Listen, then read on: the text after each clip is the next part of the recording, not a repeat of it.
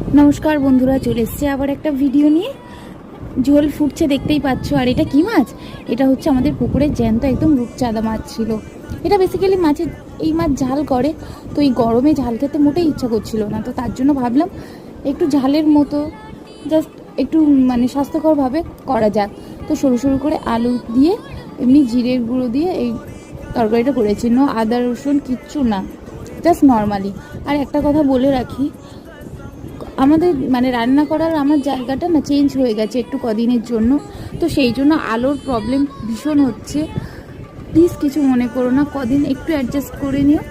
তো প্রথমেই মাছগুলোকে নুন হলুদ দিয়ে ভেজে তুলে রেখেছি। তারপর কেটে রাখা আলু, পেঁয়াজ, টমেটো, কাঁচা লঙ্কা সব কিছু তেলের ওপর একটু কালো জিরে ফোড়ন দিয়ে সব কিছু একেবারে দিয়ে দিয়েছি। দিয়ে ভালো করে ভাজা ভাজা করে নিয়েছি। নিয়ে ব্যাস একটু জিরের গুঁড়ো দিয়ে কিছুক্ষণ নেড়ে চেড়ে গরম জল দিয়ে দিয়েছি পরিমাণ মতো, যতটুকু ঝোল খাবে।